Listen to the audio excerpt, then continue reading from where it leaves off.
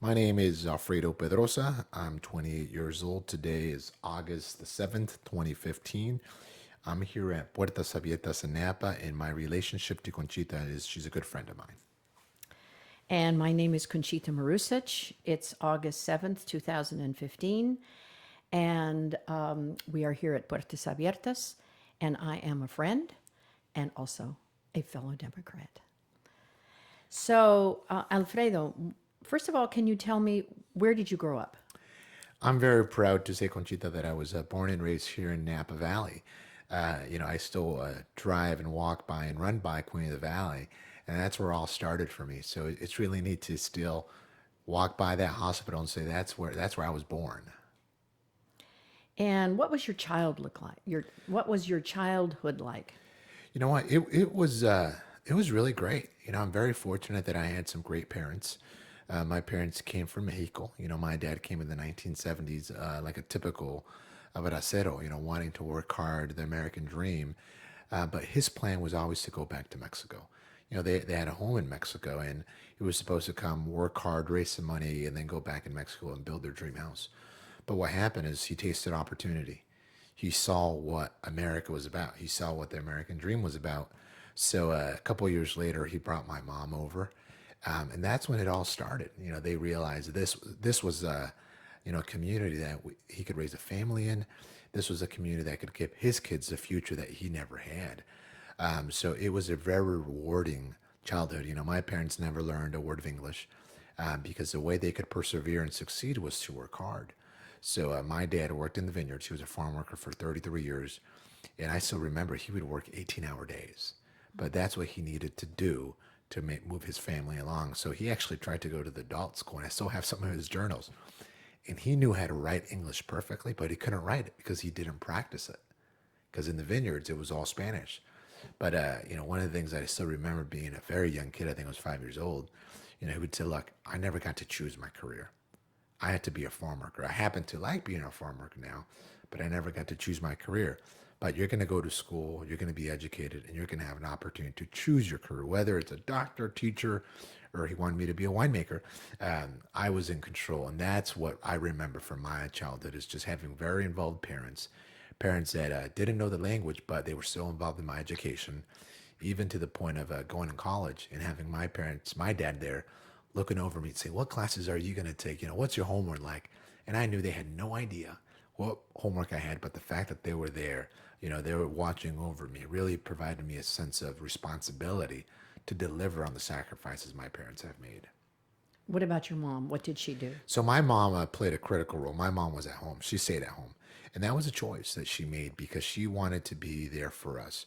She wanted to make sure that an education just didn't happen at home, at school. It happened at home. And my mom provided that for us. So when we got home, my dad was working. My mom was there. She said, "Well, what do you guys need? Have you done your homework before you go out and play?" Because I was a young boy and I wanted to be outside. I had to do my homework, and she would say, "You're not going to go outside until I check your homework." Again, I knew my mom didn't know what my homework was, but the fact that she set up that structure, it was accountability, and that's what I learned. So I was very fortunate to have a very caring mom, someone that taught me a lot, and I wouldn't be who I am today without my mom and my dad. Now, do you have siblings? Yeah, I have one older sister, and her childhood was a little bit different. Growing up in a Latino family, you typically have a father who is typically overprotective, and my sister had that. She experienced the typical Latino family dynamic.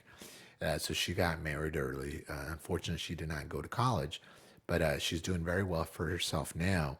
But it created more responsibility on me because my dad was still passionate about, you got to go to college. That's the pathway for success. So, he really provided me all the opportunities to go to college and also just make sure that my sister was doing okay as well. And she was able to find her career without going to college. What is she doing now? She works for the local city in the housing department. And I'm very proud of what she's been able to do. So, what what is your earliest memory? Yeah, you know what? I still remember growing up at the Lincoln Apartments here in Napa. And it's a predominantly, low income apartment complex. But I was so happy. I was running around. interacting with cousins, family. I still remember jumping into the dumpster divers, and for some reason that was fun. But we did it, and we were kids. Um, but it really taught me a lot about just having fun with different groups of people, whether they were Latino or Anglo American, Filipino, and African American. We all got along, right? It wasn't about where's your family from? What does your family have? It was just we were having fun together, and I think that taught me a lot about life. And it's something I just still remember. Again, those things of jumping into the dumpster because it was a cool thing to do as kids. And again, these apartments are still here, so I still get to walk by and see them and just remember. That's where I remember growing up as a young boy. So, who has been the biggest influence on your life, and what lessons did that person teach you? I know you said your father was a Yeah, big you know influence. what? I've been very lucky to have a lot of people be great mentors, and I include yourself in one of those, Conchita, since the very beginning. But one of the persons that I point to a lot is just my dad. The fact that he was someone that didn't graduate from elementary school. Both my mom and dad didn't graduate from fifth grade in Mexico. But for him to have the mental capacity, the intelligence that he had, it was pretty eye opening to me. The fact that he said school is what is going to give you success and opportunities. And he was a big soccer fanatic. He could have gone. My dad could have gone pro, but he broke his ankle and decided that it was going to be a tough quality of life issue to be a professional soccer player. So he decided to work. But I still remember going to the vineyards and the wineries when I was young. And I would say, he was working so hard, and we'd be at a winery dropping off grapes, and he was still running around, so quickly. I was like, Dad, slow down. No one's watching. Your boss is not here. He said, but you're watching. And that's when I realized about doing the right thing, not just when people are watching, but when no one's watching. And that taught me a lot about character. And he would always tell me, he was someone that never had unemployment, never missed a day of work in his life for 33 years. And to this day, I've never missed a day of work of my life. And I remember right before he passed, I visited him in the vineyards. And I said, hey, Dad, it's around 9 o'clock. I want to talk to you. He's like, well, you got to go back to work. You got to go in at 8. You got to go to work. I was like, Dad, I've never missed a day of work. He said, well, you have a lot to catch up to me. And it was that sense of always moving the goalposts, of always pushing yourself to your limits and trying to do better. And for that reason, he's someone that I idolize. And even though I only had him for 25 years of my life, he really made a lasting impact on me. If is it okay if I ask you about Yeah, the death absolutely. of your Yeah, dad? Because it was amazing. We were there the day we were there yeah. with you at the Redwood Credit Union. Just Rich and I dropped in to say hi, and then we went home, and then we heard the terrible news that your dad had been Yeah, killed. and it was one of those things that you really can't prepare for. And there's nothing that someone could say to make it all right. And while it happened so suddenly, the things that I've learned in life is you can really dwell on what happened and what's not fair, or you can dwell on what you control and how you move on from here on out. And as I told people, as much as I'd love to have my dad here to see, what I'm doing, to see that I got elected, because he never got to see there, that I have a son who's named after him, who's now the Alfredo III. I know what he would tell me to do, and even though he's not here, I can picture him saying, take care of your mom, be a good husband, be there for your family, and do good for your community, and be proud of who you are. Because at the end of the day, and this is what he taught me early on, because I had grown up with my dad, so we had some good life experiences, and through the passings of other family members, he would always say, you know what, at the end of the day, you're not money, wealth, material things don't buy you anything. It's the memories that you create. And now I've lived that, and the things that I'm very fortunate to have is the memories of my dad going to my soccer practices, of him being involved in my sports, of him coaching me on the sideline, yelling at me, run faster, come back, chase the ball. All those things are what you remember. And again, it teaches you a lot about life, of how at any point things can change. And my dad was coming back from a cycling ride. He had worked 10 hours and he'd love to go cycle. And he was on his way back, and then life happens, right? And to me, that's when you realize, you know what, at any point in time, both you and I can come and go. So while we're here and while it's certain, I want to be the best person I can be to make sure that my kid one day is as proud of as I am as my dad. And one of the best lessons I learned too is when I was campaigning, because it was right when I was campaigning, I was knocking on doors and people got to say, "Oh, is your dad Alfredo Pedroza?" I was like, "Yeah, he's a great man." And that's what I aspire to become one day. That one day my kid is doing something, and if they say, "Is your dad Alfredo?" I hope people talk highly of me, and that's what I'm on the path to try to do. What about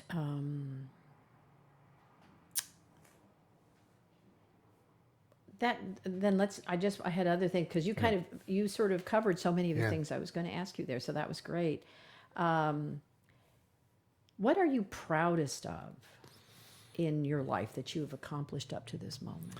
If not one thing, Yeah, maybe two, but and I think I'll maybe start one. with when I got elected to the Napa City Council, it was a pretty proud moment for my family. When I first started, I was the underdog. No one expected me to win. I was too young. I How would old were you? 25. I was going to become the first Latino elected to the Napa City Council, but the defining moment for me was I was at the dining room table with my mom and dad and Brenda, my wife, and I was telling my parents, I'm running for city council. And my dad and mom said, well, why are you doing that? You have a job, you work at a credit union, you have a house, you've made it, you're successful. And at that point, I realized what I was doing. We were exceeding my parents' expectations, and we were creating new expectations. And that led to the Boys and Girls Club event that, I had great kickoff. My parents were there, and my dad passed away a few days after that. But it was one of the best moments of my life because my mom told me afterwards that my dad was so proud, but he felt that we were inadequate, that our family wasn't good enough to be chasing some of these goals. And I got to tell him, I was like, you know what? It's because of who you are that I'm able to do what I'm doing. And that was a pretty proud moment in my life that I point to. And from there on out, running for office is a scary thing. You're out in the public. You want people to vote for you. You try to give them hope and a message that they trust in your leadership. And when I got elected in November of 2012, it was a sigh of relief, but a weight of responsibility on my shoulders of now that we won, what does that mean? What are you going to do to help people? It's great. And I think that's a challenge about being a little bit younger, being in office. It's easy to get caught up in the spotlight of being an elected official and going to all the nice events, but it's the responsibilities that come with it. And, as a county supervisor, one of the best moments I've had so far is I was up in Sacramento advocating for farm worker housing, a very farm worker housing site that my dad stayed in. So really full circle of going to Sacramento and fighting for farm workers. And I still tell the story right now as we're speaking. I have an uncle and a cousin and uncles that are out harvesting grapes. So the fact that I can be in Sacramento fighting for them, representing them, doesn't happen in many communities. And that's why I say I have a big IOU with Napa County, Napa Valley, and this community, and I'm trying to solve it. I'm trying to pay it back because it's given me a lot of opportunities, and I'm very fortunate to be in a position to give back and help. Well, and I think that's so important because unfortunately, the farm workers don't have Yeah. a lot of people fighting for them. And the fact that you're there is a huge difference. And it's such a respectable and admirable career. When you Yeah. talk about where this industry, the wine industry is a $13 billion industry, and it starts with a farm worker.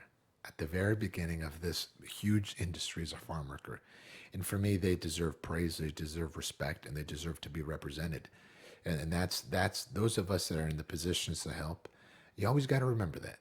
You always got to remember the people that make this community so great. And that's one of the lessons that I learned too when I lost my dad is the amount of support that Napa lent me, from friends to saying, what do you need to do? How can we help? To our sheriff who called me the next day. And those are tough phone calls to make, but you remember those things. And while it's tough to lose a parent, I was very fortunate to have a community that was so welcoming and so understanding and willing to lend a hand to help my family. Absolutely. When in your life, you've done so much, but at some point in your life, there probably come some moments that are harder than others. When in your life have you felt most alone? Being an elected official, you have a lot of moments where it feels a little bit lonely. And my biggest struggle, is I think being the first Latino is such a huge responsibility and an honor. And how do you try to show respect to those that have come before you, those that paved this road? Because I couldn't be here if it wasn't for the work of so many people. I can spend 40 minutes just naming every single person that made this opportunity for me possible. So how do you pay respect to those people? But also, how do you try to bring this community together? We're 38% Latino, over 50% in our schools. So how do you, as someone who comes from a Latino family, how do you proudly represent your culture, your background, but also try to represent the entire community? And that's been a struggle, in trying to mesh that and trying to be inclusive without exhibiting behaviors that show you're not forgetting who you are. You're trying to bring people along with you. And in those efforts, sometimes it gets a little bit lonely. Sometimes it feels like you're not moving the ball quick enough. Sometimes it feels like people aren't appreciating the work you're doing because it's not visible. A lot of it, happens behind the scenes, not in a way that's not transparent, but because that's just the nature of what we have to do. That's tough. And what I try to do, what I look at, I bring it upon myself. I was like, well, how do I make it easier for someone else? So that way, when there is another elected official that is multicultural or bicultural, that is representing our community, how do we make sure that they're not having to have the same struggles I'm having? Because that's part of my job, to make it easier for others. And I think we're going to get there. If you had to say what your main obstacles are, then as far as achieving what you want to achieve, what would you say those obstacles are? You know what? I think a lot of it is being patient. I think when you're young, you want to have it done now because you see the need. So, we talk about affordable housing, and I'm a huge champion and believer of affordable housing because when we talk about affordable housing, it's not just your farm worker; it's your teacher who's earning $40,000 to $50,000 a year. It's your service workers who make our hospitality industry so great and so strong. Those are the people that I worry about. But how do you get it to happen with the constraints that we have from a government agency perspective? So again, being young, being hungry, being ambitious, and being driven, and facing the institution of government is challenging. And sometimes you have special agendas from different groups. And what I try to say is like, well, what's the main goal? What's the common thread here? We all want to build housing. We all want to make sure that we have good wages, or a prevailing wage, a livable wage. Well, that needed to be done yesterday. Why do we have to spend a year trying to study it? So I think that's been a challenge. So it's trying to be patient and understand the government process, and try to influence the process so it's more efficient. And I think government owes that to our communities because there is a level of disconnection with our government. There's a level of frustration with our government, not just at the federal level, but at our local level. And that starts with us as elected officials. We need to represent the people of Napa County and whoever you represent in your district. So again, trying to bridge that gap and bridge that disconnect that we're seeing in government right now, it's exciting, but it's also a challenge. Well, that brings me to actually, I just a couple more questions about you personally. Can you tell us, when did you meet Brenda? How long have you known her? Yeah, we met in high school. Probably the best decision I've ever made in my life, and I don't think anything will trump that. We were young kids in high school. I tell her it's love at first sight, but she wasn't too fond of me at first. We actually met in Spanish class, and again, we both knew Spanish, but we didn't know it, through the grammar side of it. So that's why we were in Spanish class. But we were in 11th grade in high school, and it just clicked. It worked, and I think when you see that chemistry, it just sparks. We had similar families, similar backgrounds, so the family structure was very similar. We both went to Sonoma State. That's where we graduated from. She was an English major. I was a business major, minor in economics. So we went to college together. And then during college, we knew, that we were going to get married, and it's scary to be 22 and say you're going to get married. But You knew early on that? yeah, we had those Did you discussions. talk to her? We did. We had those discussions. We knew that we were on a different path. And it was interesting because we had friends, that were going down to, Ensenada for spring break, and her and I weren't. We were, starting our own little savings account to buy a house. So it was decisions that you made, and that's where, when you look at what we have today, it's not by accident. It was really intentional planning on both of and her and my part. But she is the rock. I couldn't be who I am today if it wasn't for her. She's been there since the beginning. She was there when we were campaigning. I think more people voted for her than me. But she got to see that. And what I love about that is I get to go home, and she's my biggest critic and my biggest fan. And she watches on video sometimes. So when I do things or say things that are out of line, she always I always come home, and I'm told. And I think you need that reality to be told to you. And so again, we've been together for over 10 years. We've been married for 5 years, and now we have a family. So I'm very lucky, very Great. lucky. And your son's name is? Alfredo Sebastian. So he's Alfredo the third. Oh, wonderful. Yeah.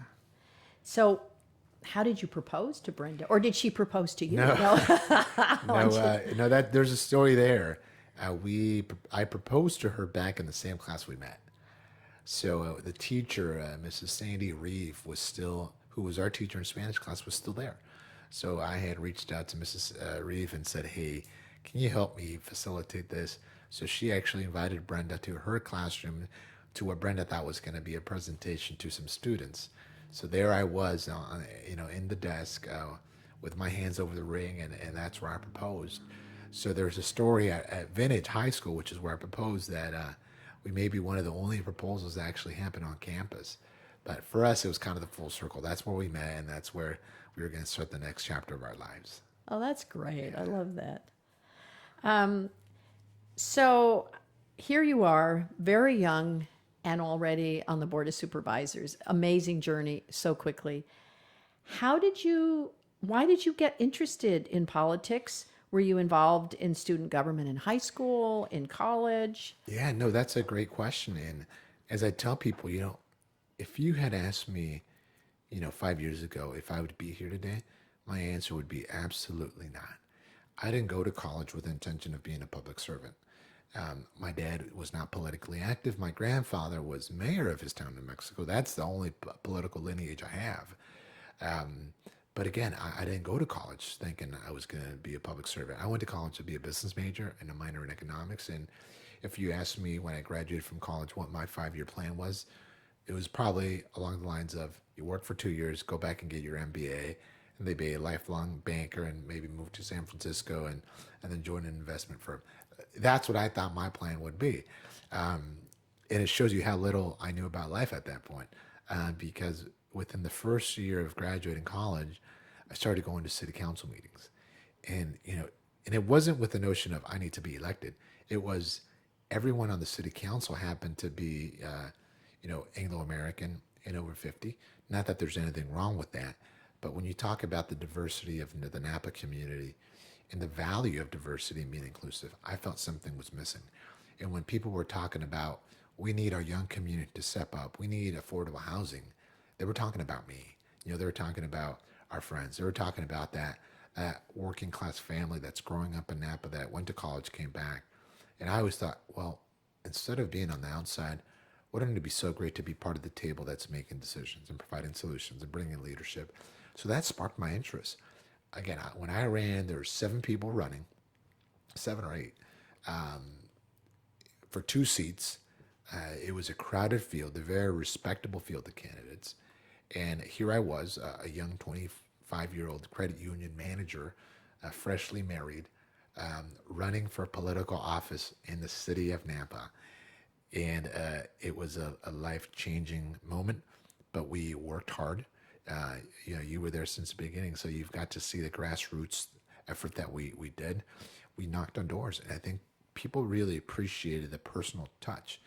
And I still remember walking Westwood, a high propensity Latino neighborhood, and the look that I got when I knocked on people's doors of thank you.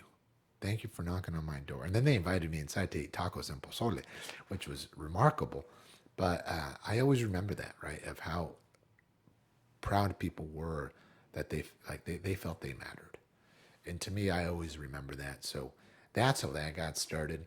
And then to the Board of Supervisors, there happened to be an opening with Assemblymember Bill Dodd, who was my predecessor on the County Board of Supervisors in our district. He won his election to the Board of Supervisors, to the Assembly. So there was an opening. I had no idea this was appointed by Governor Brown. I thought the Board of Supervisors would make that appointment. To my surprise, it was Governor Brown. And I still remember telling my mom, I was like, well, Mom, I think I'm somewhat interested in this potential opportunity. He's like, well, who do you know at the governor's office? Get real. I was like, Mom, I don't, but I think I have friends that do. So then that started our grassroots campaign again of asking folks, and being a proud Democrat, the club wrote a letter of support. The Chamber of Commerce wrote a letter of support. My fellow colleagues on the Board of Supervisors. But the best moment for me, Conchita, is when I ran for city council. There was only one sitting person up there that supported me.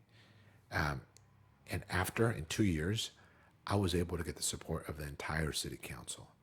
And it was one of those things that you look back and you realize sometimes we don't get to have validation for our work until the next election, right? And that's the validation that you're doing a good job, that people vote you back in for office.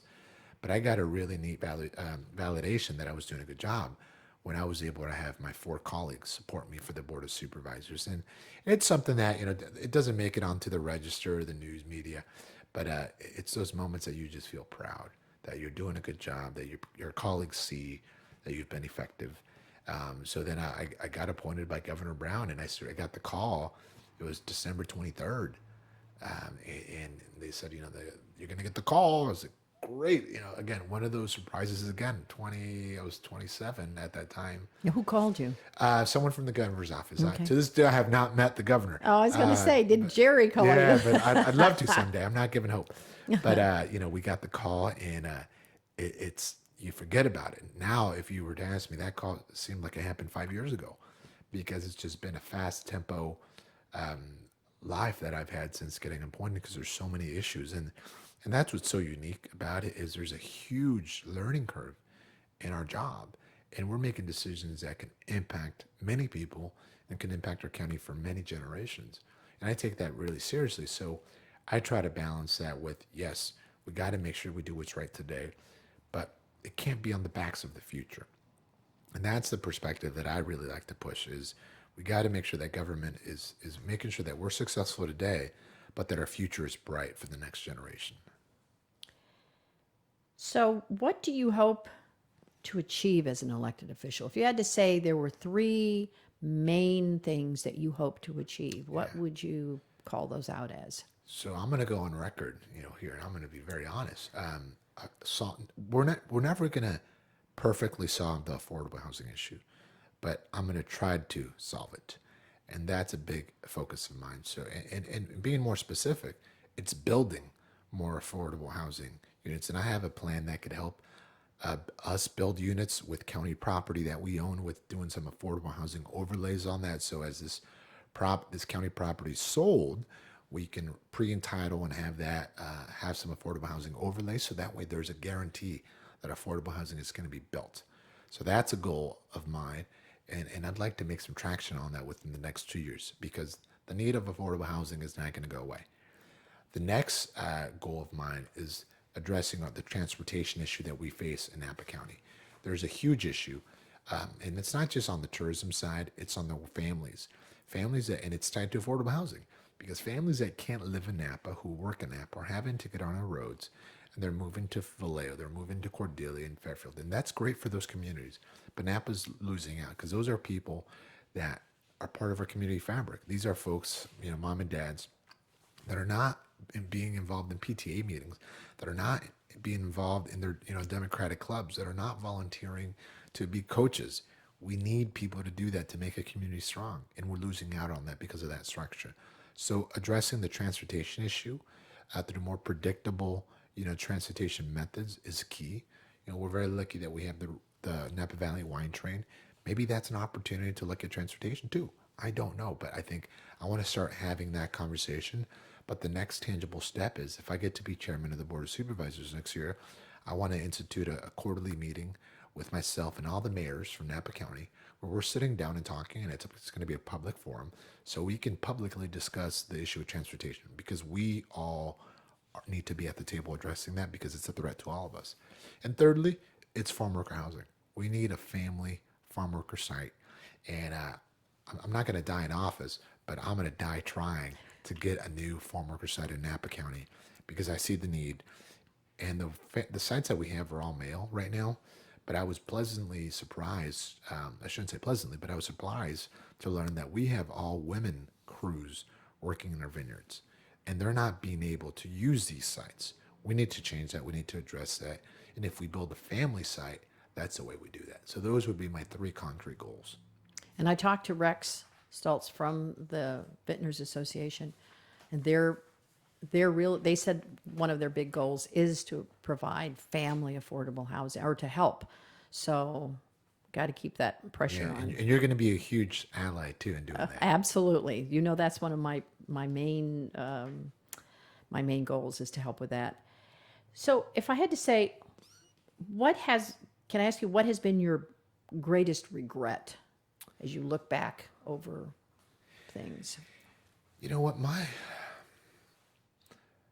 Probably my greatest regret would be, you know, being more studious. I think in high school, and even though I went to school and I got good grades, I look back. I think so, and I'm very proud to be a Sonoma State Seawolf, but I think I could have done more on the educational side, on the academic side. I would have loved to go to a university that, would have challenged me more too. Not to say that Sonoma State didn't challenge me, but to have more rigorous classes to enlighten me more, because once you graduate, and this is what, you always got to be a student in life.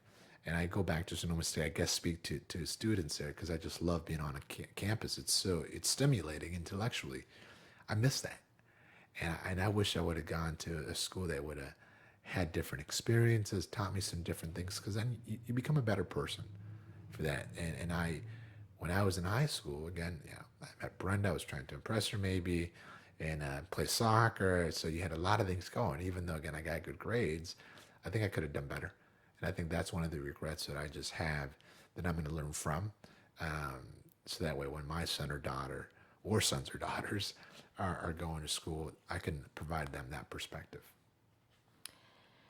So, could you say, do you have one thing that you can think back on that was maybe the most profound spiritual moment of your life?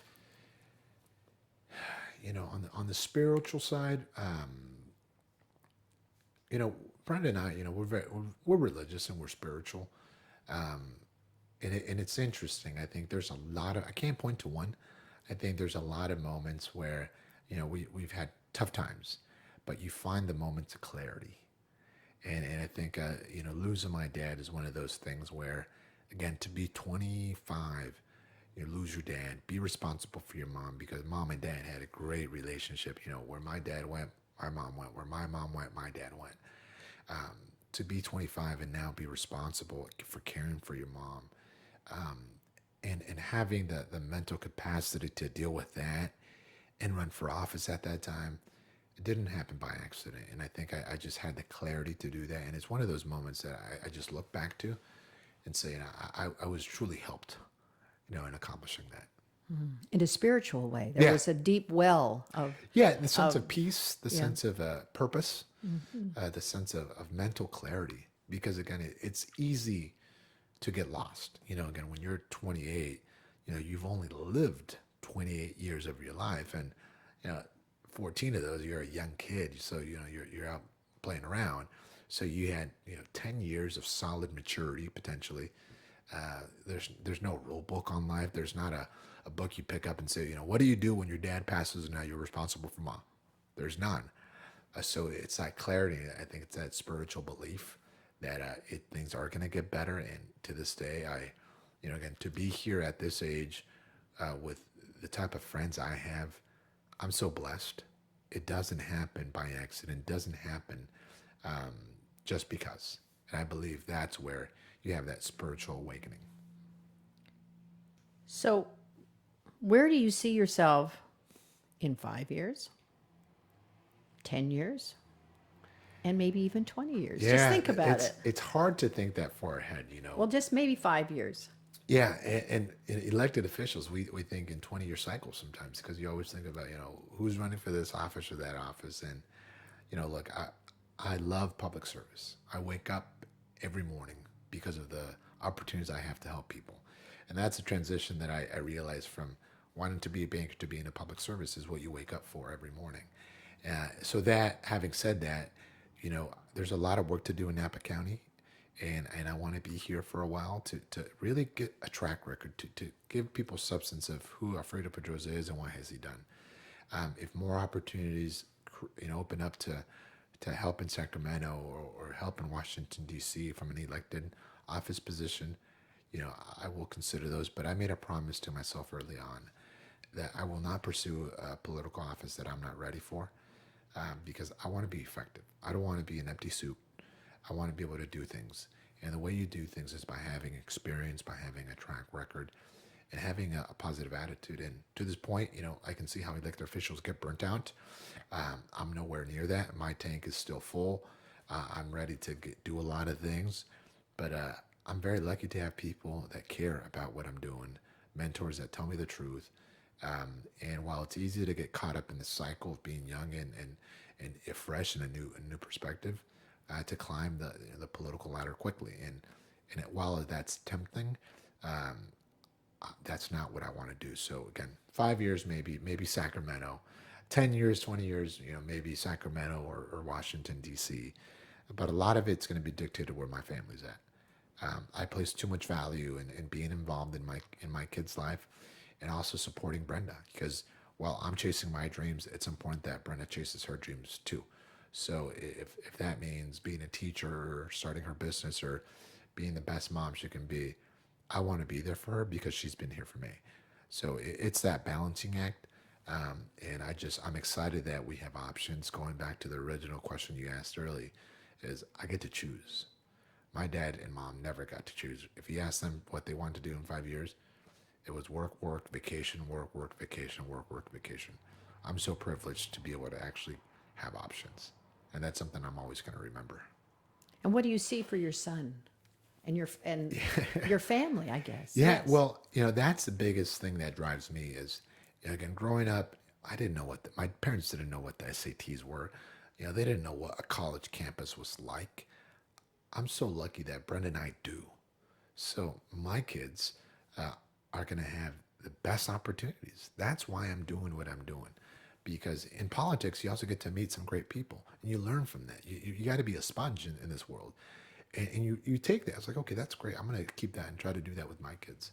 So, I want my kids, whether, they want to be a farm worker or a janitor or a lawyer or a surgeon or maybe a public servant too, or a teacher. I want them to be whatever gets them going and whatever makes them want to wake up every morning. That's what I owe. That's what I was given. And that's the responsibility that I have to create for my kids, that they just have options. Maybe public service, since I'm so passionate about it. But we'll see. We'll see. And the same goes for Brenda. I think she has so much to give and so much to offer. I don't want her to sell herself short on the backs of what I'm trying to do. So it's important for me to make sure she follows her passions. There's one question I forgot to ask. Was there a teacher or teachers who had a particularly strong influence in your life? There was one coach in soccer that probably had the biggest influence on my life and was probably the hardest on me. When I was growing up, I was maybe a heavier boy. I wasn't as fast. I wasn't as talented. And I always grew hearing how great my dad was. And this coach reminded me of how great my dad was. and he pushed me. He's like, "You got to be better. You got to be better." And I had never had that before. But he would do it in a way of sometimes it was negative reinforcement, sometimes it was positive reinforcement. But it taught me a lot about sometimes not everything's going to be positive, right? Sometimes you're going to have to deal with adversity and you have to be okay and you have to rise above that. And I was 12, but he was telling, you're too slow. If you want to play, you got to lose some weight and you got to make sure you can run and you got to do this and you got to compete. And to be 12 and be told that, it's a hard reality. But I still, again, to be 28 now and tell you this story like it happened yesterday, it really had an impact on me. And it taught me about life always isn't green and roses. Sometimes it's tough, but you learn from that and it makes you a better person. So I know we have to wrap this up, but if you had one or two things that you'd say why you have such a drive in your life, you've accomplished so much in 28, just say it in a couple of words. I want to make the future better. And I'm in a position to do that. And how special is that to be 28 and have the responsibilities of making Napa County a better place to live, work, retire? That's such a great feeling. And I'm responsible for that. And that gives me the drive and purpose. I just go home feeling so grateful to be in this position. And it doesn't happen by accident. It happens because there's a great group of friends, a great group of mentors, and a family that just is behind me 110%.